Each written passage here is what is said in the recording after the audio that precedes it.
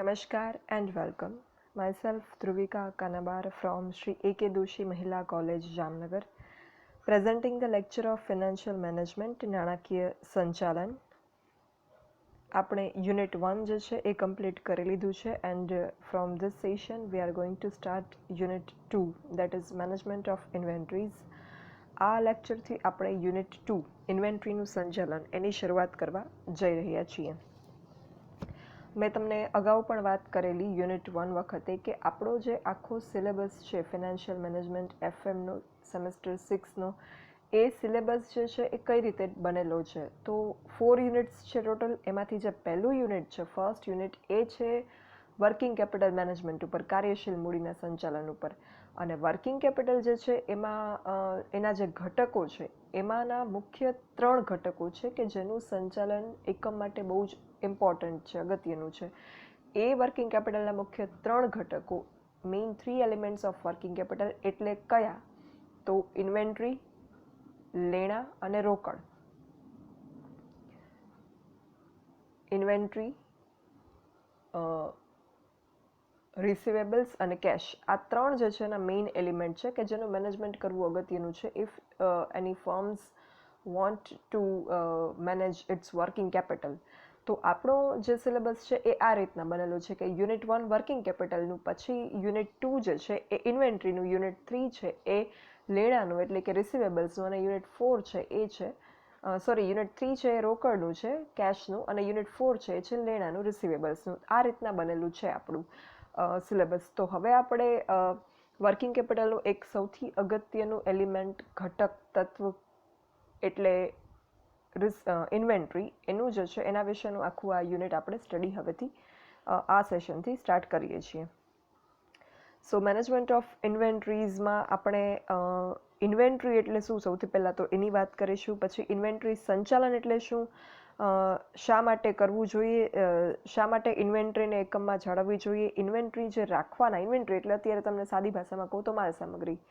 તો આ ઇન્વેન્ટરી રાખવાના ફાયદા શું છે, રાખવાના ગેરફાયદા કે ખર્ચ શું છે, એની પદ્ધતિઓ કઈ છે ઇન્વેન્ટરી મેનેજમેન્ટની, ઇન્વેન્ટરી સંચાલનની કઈ કઈ પદ્ધતિઓ છે, અને એમાંની અમુક પદ્ધતિઓ જે છે એના વિશે આપણે ડિટેલમાં ડિસ્કશન કરીશું throughout the unit. Fine. So તમે મટીરિયલ કોસ્ટિંગના દાખલા જે છે કોસ્ટ એકાઉન્ટમાં કરેલા હશે, માલ સામગ્રી પડતરના દાખલા, જેમાં લઘુત્તમ સપાટી, ગુરુત્તમ સપાટી, આર્થિક વર્ધી જથ્થો, ઇકોનોમિક ઓર્ડરિંગ ક્વોન્ટિટી એટલે કે EOQ, સલામતીનો ગાળો, આ બધું તમે જે છે એ કેલ્ક્યુલેટ કરતા હતા દાખલામાં, સમમાં. એ જે તમે આખું પ્રેક્ટિકલ અકાઉન્ટ્સમાં, કોસ્ટ એકાઉન્ટમાં શીખ્યા છો એની આખી થિયરી જે છે એ આપણે અહીંયા શીખવાની છે. So the whole syllabus or whole course is like complementary to each other. તમે અકાઉન્ટમાં જે છે એના પ્રેક્ટિકલ સમ શીખો છો, થિયરીમાં તમે એનું થિયરી જે લોજિક છે એ શીખો છો કે why it is being done. So it's important કે તમને પ્રેક્ટિકલ સમ્સની સાથે સાથે થિયરી પણ આવડે, બિકોઝ એક ફોર્મ્યુલા મૂકી અને એમાં તમે જે છે એ વેલ્યુઝ પુટ કરી અને આન્સર લઈ આવો, that is not enough. It is necessary to understand the funda of the whole topic. અને એ તમને ક્યારે આવડે, જ્યારે તમે થિયરી જે છે એ પ્રોપરલી સમજશો તો જ તમને એ પ્રેક્ટિકલનું જે લોજિક છે એ સમજાશે, અને એ લોજિક સમજાશે તો જ એ મિનિંગફુલ રહેશે જે તમને પ્રેક્ટિકલ આવડે છે એ. અધરવાઇઝ જે એમ જ એક વિધાઉટ યુઝિંગ મચ બ્રેઇન તમે દાખલો ગણીને આપી દો તો it is not enough. As a student you should know fundamentals and logic behind every topic which you will get to learn by this subject.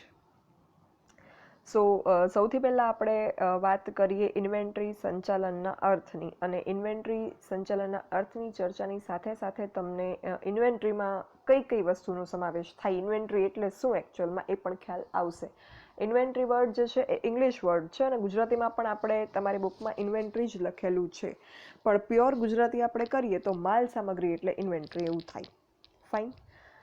So inventory જે છે એટલે એવા નાણાં કે જે આપણે ટૂંકા ગાળા માટે કાચા માલ સામાનમાં જે છે એ રોકાયેલા હોય, અથવા તો કાચા માલ સામાન એ સિવાય અંશતઃ તૈયાર માલ જે હોય, જે સેમી ફિનિશ ગુડ્સ આપણે કહીએ, તમે પ્રક્રિયા પડતરના દાખલા ગણતા તો એમાં શું હતું, પહેલી પ્રોસેસ હોય એમાં તમે કાચો માલ જે છે એ પહેલાં દાખલ કરો, પછી સેકન્ડ પ્રોસેસમાં તમે જે કેરી ફોરવર્ડ કરો એ શું હોય? એ અંશતઃ તૈયાર માલ હોય, સેમી ફિનિશ ગુડ્સ, જેના ઉપર પ્રોસેસ કરીને આપણે ફિનિશ ગુડ્સ મેળવવાના છીએ હજુ.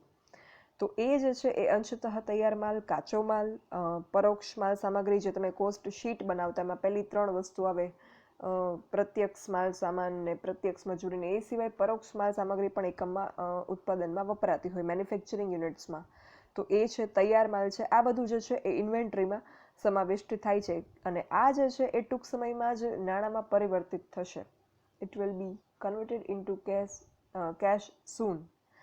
તો એટલા માટે થઈને આપણે એને જે છે એ વર્કિંગ કેપિટલનું ઘટક ગણવામાં આવે છે. વર્કિંગ કેપિટલમાં એવા ઘટકો સમાવિષ્ટ થાય કે જેને ટૂંકા ગાળામાં નાણાંમાં પરિવર્તન કરી શકાય.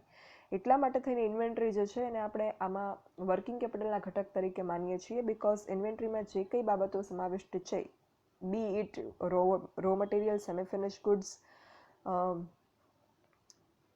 Finish goods or internal parts, spare parts or anything, તો એ જે છે એ it is going to convert into cash soon. એ જલ્દીથી જે છે રોકડમાં રૂપાંતરિત થશે, એટલા માટે આપણે એને કાર્યશીલ મૂડીનું ઘટક ગણીએ છીએ.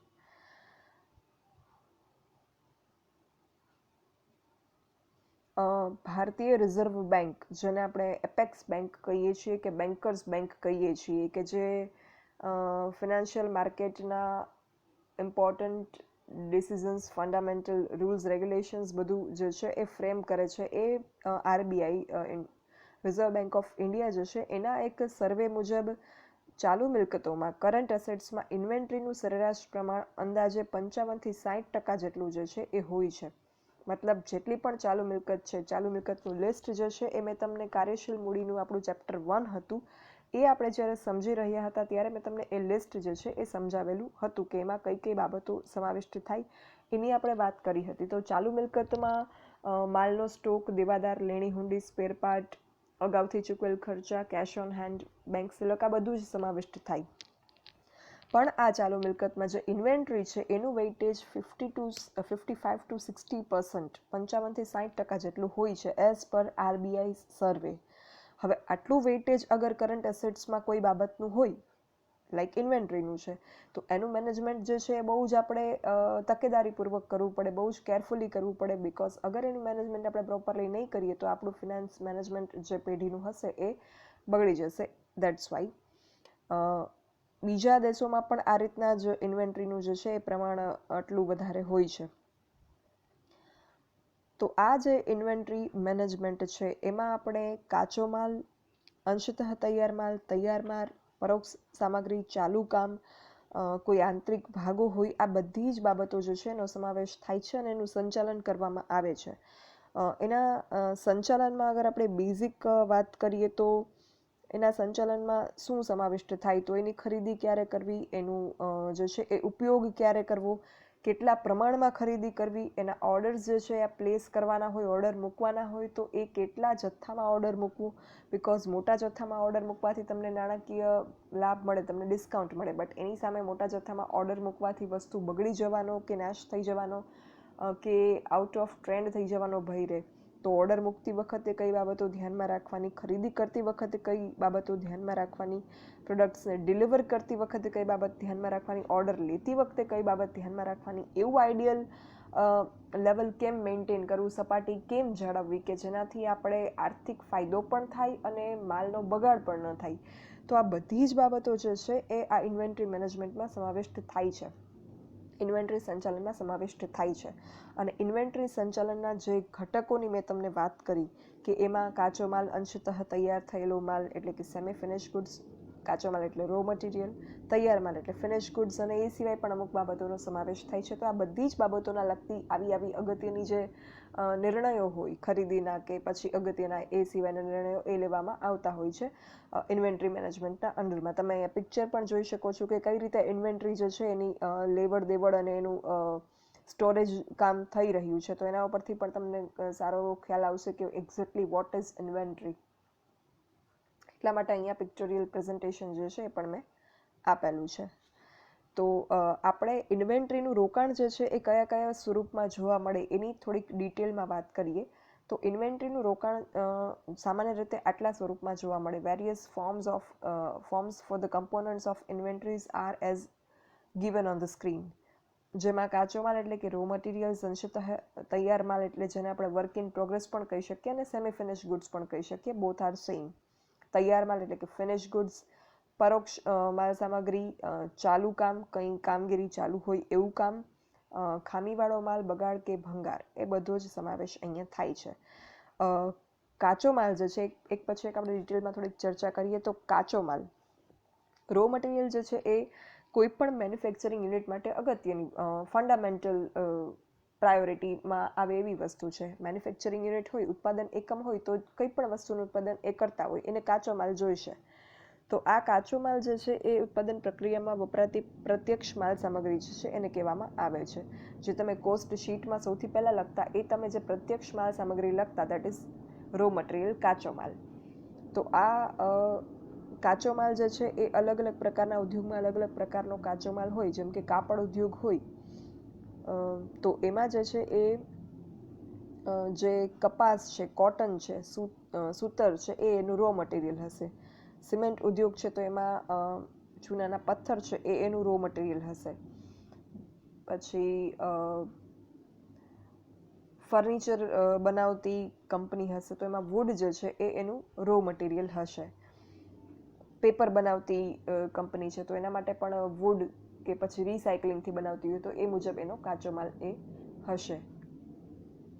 તો આ રીતના જે પ્રકારની ઇન્ડસ્ટ્રી હોય, ઉદ્યોગ હોય એને લગતો કાચો માલ જે છે એ એની પાસે હોવો જરૂરી છે. તો ઘણી વખત એવું હોય કે એક ઉદ્યોગનો તૈયાર માલ જે છે એ બીજા ઉદ્યોગનો કાચો માલ પણ હોઈ શકે. લાઈક એક કંપની જે છે એ કોટનમાંથી, કપાસમાંથી કાપડ બનાવવાનું કામ કરે છે. કપાસને કાંતીને જે કંઈ પ્રોસેસ હોય એમાંથી કાપડ બનાવવાનું કામ કરે છે. અને બીજી કંપની જે છે એ રેડીમેડ ગાર્મેન્ટ્સ બનાવવાનું કામ કરે છે. તો જે કાપડ બનાવવાનું કામ કરતી કંપની છે એનો તૈયાર માલ શું હશે? તો એણે કપાસમાંથી કાપડ બનાવ્યું. તો કાપડ જે છે, ફેબ્રિક છે એ એનું ફિનિશ ગુડ્સ છે. પણ જે રેડીમેડ ગાર્મેન્ટ બનાવતી કંપની છે એ કાપડ તૈયાર લેશે, પછી એને જે છે એ ડાઈંગ વર્ક અગર કરવાનું હશે તો કરશે, અથવા તો ડાઈ કરેલું કાપડ, કલર કરેલું કાપડ રેડી લેશે અને પછી એમાં સ્ટિચિંગ ને ડિઝાઇનિંગનું કામ જે છે એ થશે રેડીમેડ ગાર્મેન્ટ કંપની દ્વારા. તો રેડીમેડ ગાર્મેન્ટ બનાવતી કંપની માટે પેલી જે કપાસમાંથી કાપડ બનાવતી કંપની હતી એનું ફિનિશ ગુડ્સ હતું એ આ કંપની રેડીમેડ ગાર્મેન્ટવાળી કંપની માટે શું બની જશે? એનું રો મટીરિયલ બની જશે. એવું પણ બની શકે. એટલે કાચા માલની કોઈ યુનિવર્સલ ડેફિનેશન નથી, બટ જેના ઉપર પ્રક્રિયા કરવાની છે કંપની એ જે છે એને કહેવાય રો મટીરિયલ, કે જે હજી રો છે, જેના ઉપર હજી પ્રોસેસ થઈ નથી, એટલે કાચો માલ. પછી આવે અંશતઃ તૈયાર થયેલો માલ, જેને આપણે વર્ક ઇન પ્રોગ્રેસ પણ કહી શકીએ. હવે કાચો માલ જે છે એના ઉપર ઘણી બધી પ્રોગ્રેસ થાય પછી તૈયાર માલમાં એ પરિવર્તિત થાય. એક સરસ મજાનું એક્ઝામ્પલ સિમ્પલ લઈએ આપણે, બહુ જ એડવાન્સ લેવલમાં ન જતા. તો પીઝા બનાવવાનું, પીઝા જે છે એ આપણે બનાવવા હોય તો પહેલાં એનો ડો તૈયાર કરવો પડે. એકચ્યુઅલી એનાથી પણ થોડીક એડવાન્સ પ્રોસેસમાં જઈએ તો સૌથી પહેલાં તો જે પણ ગ્રેઇન્સમાંથી આપણે ડો બનાવવાના, તો એ ગ્રેઇન્સ જે છે એ ખેતરમાંથી આવશે, એ સાફ થશે, પછી એ ગ્રેઇન્સ છે એમાંથી લોટ બનશે, પછી એમાંથી આપણે ડો બનાવશું, આટો તૈયાર કરશું, પછી એને આપણે શેપ આપશું, બેક કરશું, બેક કર્યા પછી એમાં ટોપિંગ થશે, ગાર્નિશિંગ થશે, એ બધી પ્રોસેસ થશે. મતલબ કહેવાનો અહીંયા એ છે કે કોઈ પણ વસ્તુમાં એવું નથી હોતું કે કાચો માલ હોય એમાંથી થોડીક પ્રક્રિયા કરતાં તરત જ તમને તૈયાર માલ મળી જાય. અત્યારના સમયમાં જ્યારે તમને વેરાયટી ઓફ પ્રોડક્શન મળી રહ્યું છે ત્યારે મેજોરિટી પ્રોડક્ટ એવા હોય છે કે જેમાં ઘણી બધી પ્રક્રિયાઓના અંતે તમને ફિનિશ ગુડ્સ મળે. કન્ઝ્યુમર્સ જે વાપરે છે એ, ઉપભોક્તાઓ જે વાપરે છે એ. તો આ જે પ્રક્રિયાઓ છે એ અલગ અલગ સ્ટેજીસમાં થતી હોય. ચોકલેટ છે તો ચોકલેટના બીન્સ હોય, એમાંથી પછી એમાં ફ્લેવર્સ એડ થાય, પછી એને શેપ આપવામાં આવે, ઘણું બધું આગળ પ્રોસેસ થાય. પછી આઈસ્ક્રીમ છે તો આઈસ્ક્રીમ જે છે એ પહેલાં પ્લેન આઈસ્ક્રીમ હશે, પછી એમાંથી અલગ અલગ ફ્લેવર્સવાળો છે, ડ્રાય ફ્રૂટ છે કે બીજું કંઈ પણ એમાં જે કંઈ એડ થઈ શકતું હોય એ અલગ અલગ બનશે. તો એવી રીતે જે છે એ પહેલાં થોડીક પ્રોસેસ થશે, પછી આગળની પ્રોસેસ થશે. સેમ વસ્તુ આપણે વેફર્સમાં પણ કહી શકીએ કે વેફર્સ જે છે, બટેકાની વેફર તો એ સિમ્પલ વેફર હશે, પછી એમાંથી જ વેરાયટીના એના જે ફ્લેવર્સ છે એ બનશે. મતલબ કે તૈયાર માલ મેળવતા સુધીમાં તમારે ઘણી બધી પ્રક્રિયાઓમાંથી એ માલને પસાર કરવો પડે. કોઈ વન સ્ટેપ પ્રોસેસ નથી કાચા માલથી તૈયાર માલ સુધીની. Raw material two finish good સુધી. બહુ એવા રેર પ્રોડક્ટ હોય કે જેમાં 1 સ્ટેપ પ્રોસેસ હોય, અધરવાઇઝ જે છે એ આમાં પ્રોસેસ વધારે જ કરવી પડે છે. જેમ કે આપણે સપોઝ મકાઈ છે તો એ મકાઈને આપણે ડાયરેક્ટ જ બાફીને કે ખાઈ લઈએ તો એ 1 સ્ટેપ પ્રોસેસ કહી શકાય. આમ તો 1 સ્ટેપ સાવ ન કહેવાય, બટ છતાંય you can call it 1 step process. But એના બદલે એ મકાઈ તમને એક્ટિવ પોપકોર્નના પેકમાં મળે છે તો એ 1 સ્ટેપ પ્રોસેસ નથી, એમાં ઘણી બધી પ્રોસેસ પછી એ પેક તૈયાર થયું છે. તો આ રીતના જે છે એ ઘણી બધી પ્રોસેસ કરવી પડે. તો કાચા માલથી લઈ અને તૈયાર માલ સુધીની જે જર્ની છે એમાં વચ્ચે જે માલ હોય કે જે ન તો કાચો માલ કહી શકાય ન તો તૈયાર માલ કહી શકાય. કાચો માલ એટલે ન કહી શકાય કારણ કે એના ઉપર થોડીક પ્રોસેસ થઈ ગઈ છે. તૈયાર માલ એટલે ન કહી શકાય કારણ કે એ જે છે એ હજુ વપરાશ યોગ્ય નથી, એ જે છે એ હજુ યુઝેબલ કન્ડિશનમાં નથી, એટલે એના ઉપર હજુ થોડી પ્રોસેસ કરવાની બાકી છે, થોડી થઈ ગઈ છે. દેટ ઇઝ વાય એને આપણે વર્ક ઇન પ્રોગ્રેસ, જે વર્ક હજી પ્રોગ્રેસમાં છે, પ્રગતિમાં છે, એટલે આપણે એને અંશતઃ તૈયાર કરેલ માલ કહીએ છીએ. તો આ જે છે એ માલનું રૂપાંતર થવાનું બાકી છે. તો આ ઇન્વેન્ટરીમાં કાચા માલની પડતર અને એના ઉપર થયેલા પ્રક્રિયાના ખર્ચાનું રોકાણ જે છે એ પણ થયેલું હોય. કાચો માલ તો આ અંશતઃ તૈયાર માલમાં છે જ, અને અંશતઃ તૈયાર માલ એટલે થોડીક પ્રક્રિયા થઈ ગઈ છે કાચા માલ ઉપર. તો કાચો માલ પ્લસ જે એ પ્રક્રિયા થઈ છે એનો જે ખર્ચ છે એ પણ એમાં રોકાણ થયેલો હોય. એના પછી હવે તૈયાર માલ, વર્ક ઇન પ્રોગ્રેસ. અંશતઃ તૈયાર માલમાં આપણે બાકીની પ્રક્રિયા કરીએ એટલે એ તૈયાર માલ બની જશે કે which can be utilized by customers, consumers. તો ગ્રાહકોને સીધો પહોંચાડી શકાય એવો માલ છે, એટલે આવો તૈયાર માલ વેચવામાં આવે એટલે એનું તરત જ રોકડમાં રૂપાંતર થઈ જશે. When this finished goods is being sold in market, then it will be converted into cash. જે આપણું પેલું ચક્ર છે એ ચક્ર ગતિમાન થઈ ગયું. તમને યાદ હોય અગર કાર્યશીલ મૂડીનું ચક્ર જે હતું એ, તો એ અહીંયા ગતિમાન થયું, હવે કેશમાં કન્વર્ટ થયું. તૈયાર માલ સિવાયનું પરોક્ષ માલ સામગ્રી, ઉત્પાદન પ્રક્રિયા જે છે એમાં માલ સામગ્રી કાચો માલ જરૂરી છે, એ સિવાય અમુક મિસેલનસ થિંગ્સ પણ જરૂરી હોય, પરચુરણ વસ્તુઓ જેમ કે ઓઇલિંગ છે, ગ્રીસ છે, યંત્ર જે છે એને ઓપરેશન એનું સ્મૂથ બનાવવા માટે જે કોઈ પ્રક્રિયાઓ થતી હોય, જે કોઈ પ્રોડક્ટ્સ વપરાતા હોય, લ્યુબ્રિકન્ટ્સ વપરાતા હોય, તો એને પણ અહીંયા સમાવિષ્ટ કરી શકાય. તો આ ઉત્પાદન પ્રક્રિયામાં મદદરૂપ થાય છે એટલે એને આપણે પરોક્ષ માલ સામગ્રી કે પરચુરણ માલ સામગ્રી જે છે એ કહી શકાય. એના પછી ચાલુ કામ, જે કાચા માલ ઉપર પ્રક્રિયા જે છે શરૂ કરવામાં આવી છે પણ પ્રક્રિયા પૂરી નથી થઈ તો એને આપણે ચાલુ કામ પણ કહી શકીએ, વર્ક ઇન પ્રોગ્રેસ પણ કહી શકીએ. એટલે આ જે અંશતઃ તૈયાર થયેલ માલ છે અને ચાલુ કામ છે, ઇટ્સ ક્વાઇટ સિમિલર. એમાં જે છે એ સિમિલારિટી છે, બંનેમાં પ્રક્રિયા અમુક થયેલી છે અને અમુક થવાની બાકી છે. પણ આ બંને વચ્ચે અગર તફાવતની વાત કરીએ, ડિફરન્સની, અંશતઃ તૈયાર માલ અને ચાલુ કામ વચ્ચે, તો તફાવત એ છે કે ચાલુ કામમાં જે પ્રક્રિયા હાથ ધરવામાં આવી છે એ હજુ પૂરી નથી થઈ, જ્યારે અંશતઃ તૈયાર માલમાં જે પ્રક્રિયા હાથ ધરવામાં આવી છે એ પૂરી થઈ ગઈ છે. મતલબ હવે તમે વિચારો કે કોઈ પણ પ્રોડક્શન હોય, આપણે પિઝાનું એક્ઝામ્પલ આપ્યું, બીજું કોઈ પણ એક્ઝામ્પલ તમે વિચારી શકો મેન્યુફેક્ચરિંગ યુનિટનું, તો એમાં એક સ્ટેજમાં એક પ્રોસેસ થાય, પછી એને બીજા સ્ટેજમાં લઈ જવામાં આવતું હોય. હવે સપોઝ કાર મેન્યુફેક્ચરિંગ છે તો કાર જે છે એની બોડી બને, એનું એન્જિન બને, એની પછી એનું જે બોડી, એન્જિન અને એ સિવાય જે સીટ ને બાકીની જે બધી એસેસરીઝ છે એ બને. તો હવે એક જગ્યાએ બોડી બનશે, એમાં પણ એક જગ્યાએ જે છે બોડીના અમુક પાર્ટ્સ બનશે, એક જગ્યાએ એન્જિન બનશે, એક જગ્યાએ બોડી જે છે એ બની ગયા પછીનું પેઇન્ટિંગ થશે, અલગ અલગ ફેઝિસ અને સ્ટેજીસમાં પ્રોડક્શન થાય. તો અગર કોઈ એક સ્ટેજમાં બોડી જે છે એનું પેઇન્ટિંગ થવાનું છે તો એ પેઇન્ટ થઈ ગયું કારનું બોડી, પછી એ પેઇન્ટ થઈ ગયું અને રેડી થઈ ગયું પેઇન્ટ થઈને, મતલબ ડોર જે છે, બોડી આખી જે કારની છે એ પેઇન્ટ થઈને રેડી થઈ ગઈ, મતલબ કાર રેડી નથી થઈ, ખાલી કારની બોડી પેઇન્ટ થઈને, કલર થઈને રેડી છે. હવે આગળની પ્રોસેસમાં જવા માટે એ રેડી છે. તો એ થયો આપણો અંશતઃ તૈયાર માલ. અને અગર આપણે કારની બોડી પેઇન્ટ કરવામાં એક ડોર પેઇન્ટ થયો છે, એક ડોર પેઇન્ટ નથી થયો, અડધું બોડી જે છે કારનું પેઇન્ટ થયું ને અડધું નથી થયું, તો એ આપણું ચાલુ કામ થયું, મતલબ એ સ્ટેજનું કામ કરવાનું હજુ બાકી છે. I hope this is clear કે આ બંને વચ્ચે શું ડિફરન્સ છે. તો આ જે છે એ બંનેનો તફાવત છે.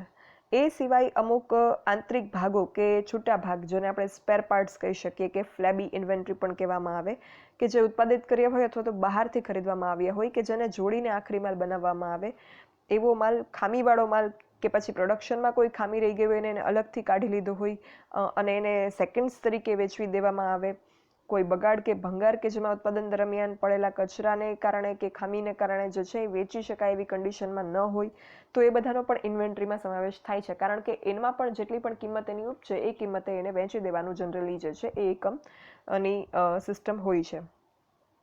તો મેનેજમેન્ટના વ્યૂ પોઈન્ટથી આપણે અગર વાત કરીએ તો જે ચાલુ મિલકતો છે એમાં બીજી અન્ય ચાલુ મિલકત છે એના કરતાં ઇન્વેન્ટરી છે એનું અલગ છે, જે કંઈ સિસ્ટમ હોય કે મેનેજમેન્ટ હોય એ.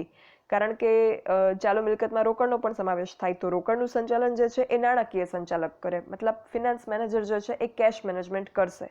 પણ ઇન્વેન્ટરી જે છે એમાં નાણાં સંચાલક એકમાત્ર પર્સન નહીં હોય કે જે ઇન્વેન્ટરીનું મેનેજમેન્ટ કરશે, કારણ કે નાણાં સંચાલક ફિનાન્સનો જે છે એ એક્સપર્ટ છે, તો એ રોકડ સંચાલન કરી શકે, કેશ મેનેજમેન્ટ કરી શકે, but to manage inventories finance manager is not the only person or enough person. એના માટે બજાર સંચાલક, ઉત્પાદન સંચાલન, ખરીદ સંચાલક, સંગ્રહ સંચાલક, વેચાણ સંચાલક, આ બધા જ સંચાલકોની એક ટીમ જે છે એ જોઈશે. Market manager, production manager, purchase manager, storage manager, sales manager.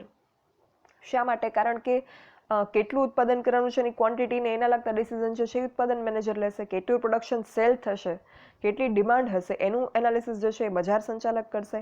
કેટલો માલ ખરીદવાનો છે, કાચો માલ, એનું સંચાલન, ખરીદવાનો છે કે આપણે કાચો માલ પણ આપણે જે છે એ જાતે પ્રોડ્યુસ કરશું, એ બધા ડિસિઝન્સ કોણ લેશે? ખરીદ સંચાલક લેશે.